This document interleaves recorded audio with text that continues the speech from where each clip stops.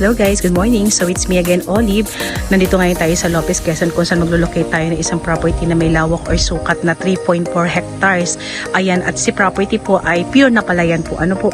So sa mga buyers ko po na naghahanap ng property na medyo may kalakihan ng sukat, but at the same time, syempre po, yung friendly price lang po ang property. Ayan, ito na po yung ma-recommend ko po sa inyo. So si property po ibinebenta sa halagang 1M.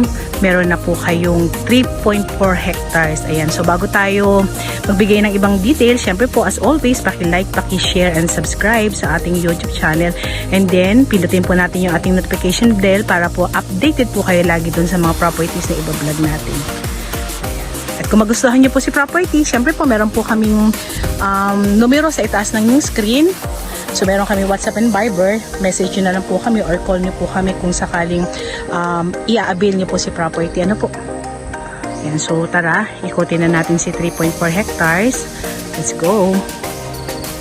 Yan, zoom natin. So si property po ay hindi natin masyadong maiikot dahil ito nga po ay palayan. So medyo lulubog po tayo dun sa pinakatubig. Ano po, ayan, matubig po siya ngayon. Pero ituro ko na lang po na hanggang dun po yan sa may pinakadulo kung saan po pwede tayo mag-alaga ng mga itik. Yan, pwede daw po sabi ni owner. And then ito po pwede po nating ipagpatuloy yung pagtatanim po ng mga palay po. Ano po, medyo may katandaan na po kasi si seller kaya hindi na po niya na-abyad si property. So nagpa-stop na po siyang magpa-tanim ng palay. Yan. Hanggang doon pa po yan sa may pinakadulo. So medyo masukal na rin naman doon kaya hindi na natin po siya mapupuntahan. Pero yan, magandang idea. Yun nga po kung sakaling gusto niyo mag-alaga ng mga itik, pwede po dyan. Ano po?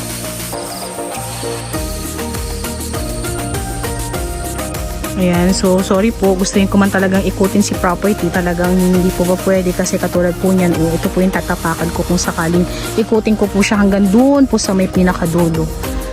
Talagang kagaya ng sabi ko, pure na palayan po kasi ito. Si property po ay merong 30 meters na right of way para makapasok po tayo mismo dito po kay 3.4 hectares. So ito pong way na yan dinaanan ko na yan, papunta po ito dito. And then pagdating po sa may palayan, yan ang po yung pinaka-property. So 30 meters po yan, ano po.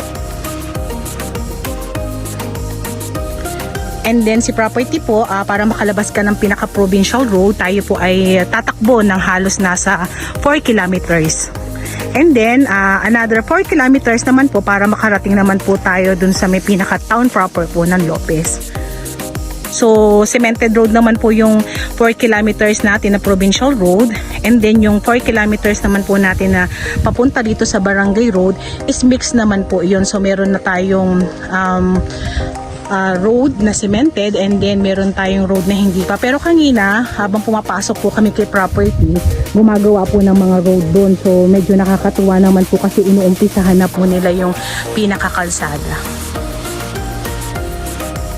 So pasok na pasok naman yung ating 4 wheels. Pero sa ngayon po, meron po tayong 5 minutes na nilakad kasi pathway lang po yung papunta kay property po. Ano po, bago po yung ating 30 meters na right of way. So, kaya naman po sana ng motor pero hindi na po kami nagmotor kasi nga po ay medyo madulas yung daan. So, nasa 5 minutes po yung lakad namin. Pero yun pong pathway na yun ay yun po ay gagawing barangay road pero hindi pa po nagagawa kasi wala pa po siyang budget. Pero yan daw po ayon po sa mga nakatira dito, yung mga residents po dito, yan po ay nakapropose as barangay road pero pansamantala daw po sinemento muna na makakapasok po yung ating motor para at least kahit papano di po sila mahirapang maglabas-pasok ng kanilang mga produkto o yung mga nilulukad po dito. Ano po?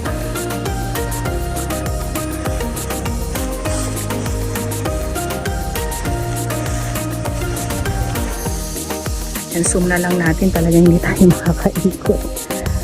So si property po ay TCT title and then buhay na buhay po yung may-ari. So sa binibigay nilang price, yun po ay magneneto po sila. Ano po? So wala na po sila halos sasagutin.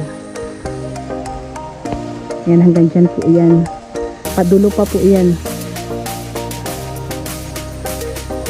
So hindi ko alam kung ilang slots to kasi kagaya na sabi ko 3.4 hectares, so napakalaking property po. Ano po, hanggang doon pa yan sa may pinakadulo po na yon. So hindi na talaga natin malalakad, kaya hanggang dito lang po talaga tayo.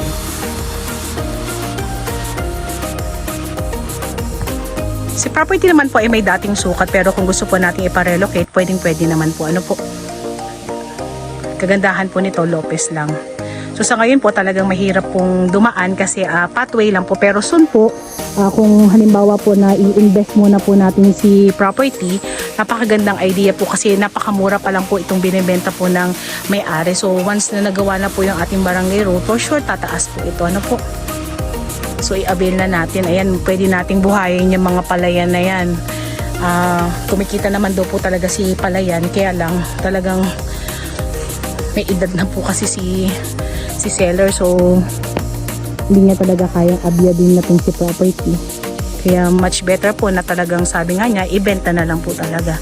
At least po mapakinabangan po niya na po. Yan, sa mga gustong mag palayan, yan, i-avail niya na po si property.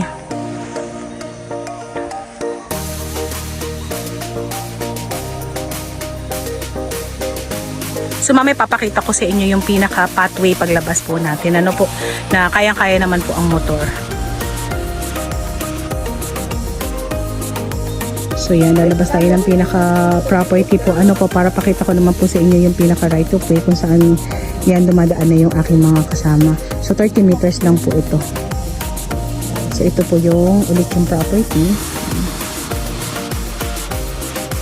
And then papakita ko rin po sa inyo yung pinaka pathway para may idea din po kayo. Ano po, so hindi natin masyadong nabigyan ng details yung ating farm lot na binisita for today kasi nga po pure na palayan naman siya, so wala naman talagang bibigay na details ng mga tanim.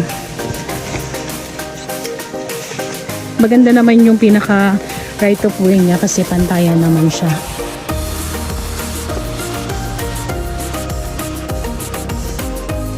And then yung pinaka right of way, ayan, sementado na din. Kumbaga ay pathway na rin po. Ano po, ito nagawa po yan nung may-ari ng lupa, itong daan na to. So ayun na po yung pinakakalsada. Ayan, sa kinakatayuan ng aking mga kasama.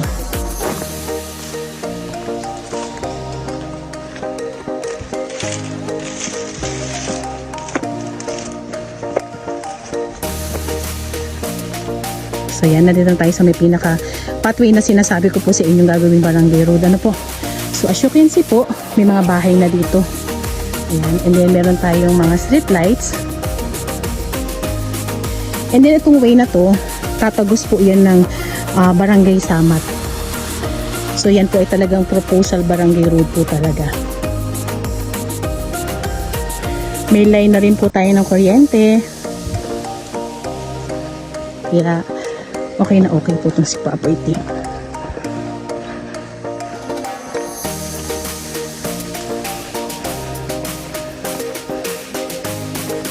May mga bato pa po yung bahay na nandito. Yung isa sa kabila.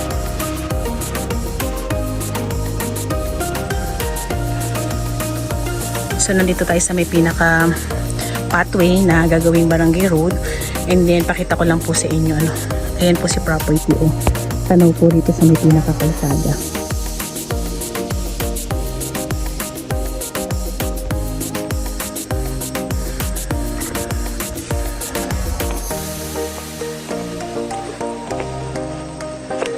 So yan, lakad pa rin tayo.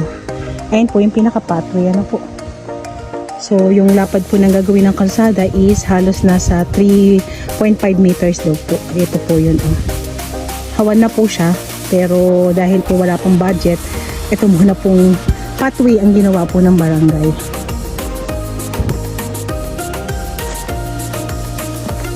Ang dami na pong bahay dito sa area na to. Ayan, oh, meron pa ritong isa. Mga bato na yung mga bahay na nandito. So hindi na tayo mapapanglaw. And then kagandahan, may signal po yung phone natin na. At about naman po sa source ng tubig, Yung pong mga tao dito ay pangkaraniwan gamit po ay balon. Ayan po yung mga line ng kuryente nila. O yan. Ayan, lakad pa rin tayo. Uy, may baboy.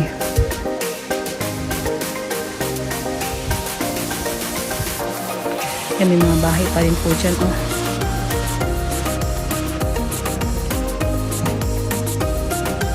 So, ito po yung pinaka road natin. Pinapakita ko lang po na hindi po kayo mapupunta dun sa lugar na parang liblib. So, ito po ay marami nang nakatayong bahay. Ayan, kung sakaling magustuhan nyo si property, message nyo na po kami. I-avail nyo po si property hanggat mura.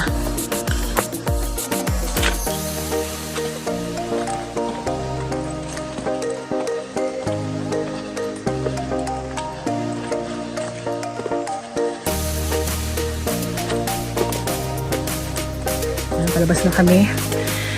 Thank you for watching. And abang-abang po kayo sa mga farm lot na ipa-vlog pa po namin. Ano po?